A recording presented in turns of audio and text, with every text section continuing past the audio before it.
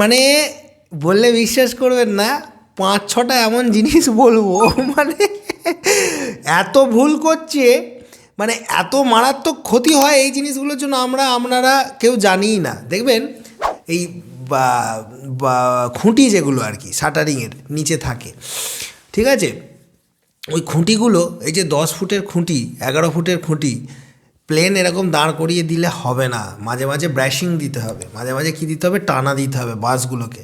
আপনারা দেন, শুধু দেখেছি যে ক্যান্টিলিভারের খুঁটিটা বড়, ওইখানে বাইরে যখন ক্যান্টিলিভারের নিচে ওই টানাগুলো দিচ্ছেন, ওটা নয়। আপনার যদি পরপর একই লাইনে 4টে বাঁশ থাকে, 4টে বাঁশকে নিয়ে একটা আলাদা করে আপনাকে ওরকম টানা বাঁশ বা পাটা লাগাতে হবে সাপোর্ট দেওয়ার জন্য, তা নাহলে ওই শুধু খুঁটিগুলো দাঁড় করিয়ে দিলে হবে না।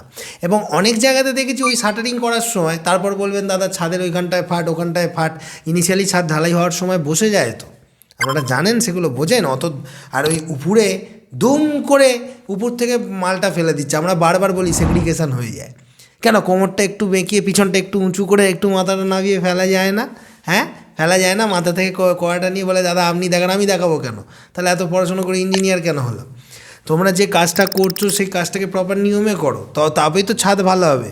আর প্রতিদিন আমাকে ফোন করে বলবে দাদা এই কদিন আগে ছাদ ঢেলেছিলাম, ছাদের এখানে ফাট দেখা যাচ্ছে, ওইখানে ফাট দেখা যাচ্ছে। এই নিয়মগুলো কে মানবে?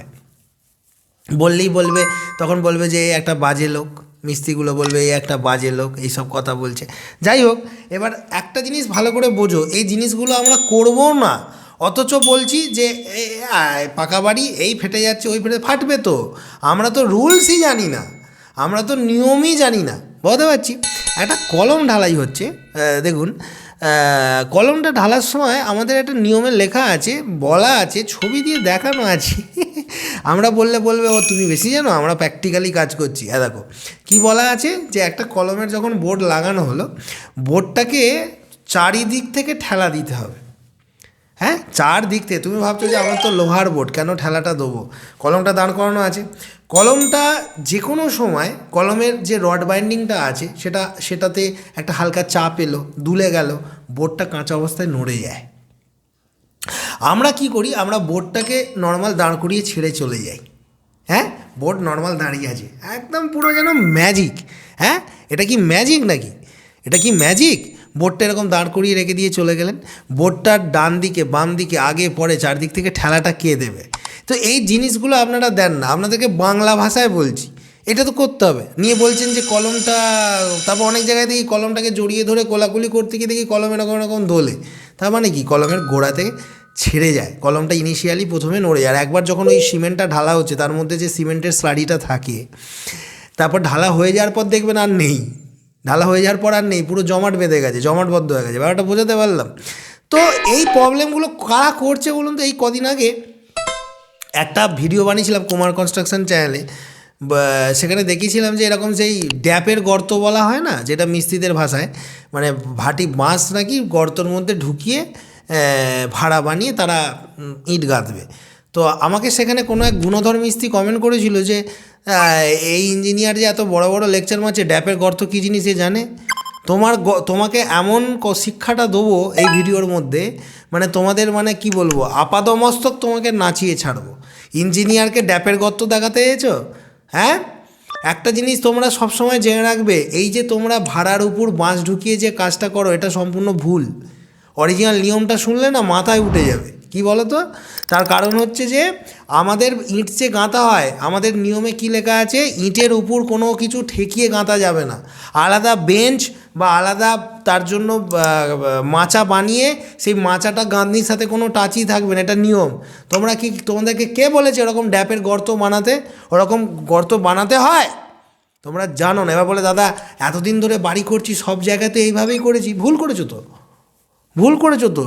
আর তুমি আশা করছো যে তোমাদের বাড়ি ভালো হবে? কোনো বাড়ি ভালো হবে না, কোনো কারো বাড়ি ভালো হবে না, অসম্ভব, হতেই পারে না। চ্যাংড়ামো হচ্ছে, কারো বাড়ি ভালো হবেই না, এটা নিয়ম। অনেকে বলবে দাদা আপনি এসব বলছেন, এসব করা যায় না, তাহলে খারাপ হবে, তাহলে খারাপ হবে। প্রকৃত নিয়ম জানতে হবে তো, শুনতে হবে তো।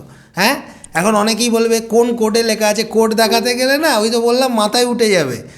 তোমাদের একটাই বুঝতে হবে, কুমারদা না একটা লেভেলে আছে, সেই লেভেলটাতে আগে পৌঁছো যারা কোড নিয়ে বলছো। বহুত কোড আমাদের আগে পরে সব সাজানো আছে, একদিন অফিসে এসে দেখে যাও। তো এবার যেটা মেন ব্যাপার হচ্ছে, তোমরা তাহলে কলমের চারিদিকে ঠেলা দিচ্ছ না। বাসের যখন বাসগুলো দাঁড় করাচ্ছ ছাদের নিচে, সেখানে তোমরা টানা দিচ্ছ না, তোমরা ধুম করে মাথাটা নাবিয়ে ফেলছো না, উপর থেকে ফেলে দিচ্ছ। তোমরা ড্যাপের গর্ত রাখছো, তারপর বলছো যে দাদা গাঁথনিতে ফাট হয়েছে। কাঁচা গাঁথনির উপর কালকে 5 ইঞ্চি হোক 10 ইঞ্চি হোক গেঁথে আজকে তার উপর আবার ভাড়া করে গাঁথছো, ফাট আসবে না? কি চ্যাংড়ামো হচ্ছে? ফাট আসবে না বাড়িতে? এইসব নিয়ে কথা বলতে আরম্ভ করলে না পাগলা হয়ে যাবে দেশের লোক। দেশের লোক জানে না কেন বাড়ি খারাপ হয়। ওই জন্যই লোকে বলে পাকা বাড়ি করে লাভ নেই, পাকা বাড়িতে হাজার একটা সমস্যাটা কাজের জন্য হয়, কাজ করতে আমরা জানি না বলে হয়, বুঝতে পারছি। আরও দু একটা কথা বলেই দিই তাহলে। ওই কলমগুলো করার পর গর্ত করে টাই বিমটা দিচ্ছেন, আমি এই নিয়ে তো অনেক ভিডিও বানিয়েছি। মানে আপনারা এমন মানুষ, আপনারা ব্যবসা করছেন যারা মিস্ত্রিরা বা যারা মালিকরা, তারা জেনেও জানেন না বললে আবার। হ্যাঁ, আপনারা দেখছি যে গর্তটাকে তাড়াতাড়ি করে ঝাঁকমাক করে চাম কাগজ, পলিথিন, হ্যাঁ, ইট ভাঙা, লোহা ভাঙা, টিন ভাঙা, হাবিজাবি দিয়ে বুঝিয়ে দিয়ে বলছেন ওর উপর দিয়ে টাইমিংটা। তো মামার বাড়ির আবদার, ওই গর্তটা যে করেছেন ওখানে সেটেলমেন্ট হবে না, বসবে না। হ্যাঁ, আর তাহলে টাইমিংটা থাকবে? টাইমিংটা তো প্রথমেই ফেটে গেল। তাহলে আপনার বাড়ির টাইবিং প্রথমে ফেটে যাচ্ছে, আপনার বাড়ির গাঁথনি প্রথমে ফেটে যাচ্ছে, আপনার বাড়ির কলম প্রথমে নড়ে যাচ্ছে, ছাদ হতে হতে ফেটে যাচ্ছে। আর আপনি ভাবছেন ভালো মজবুত বাড়ি বানিয়েছে, আর যত দোষ সিমেন্টের। হ্যাঁ, চ্যাংড়াও। হ্যাঁ, একটা বাড়ি ভালো হবে না, আপনারা বাড়ি করতে জানেনই না। বন্ধ কর।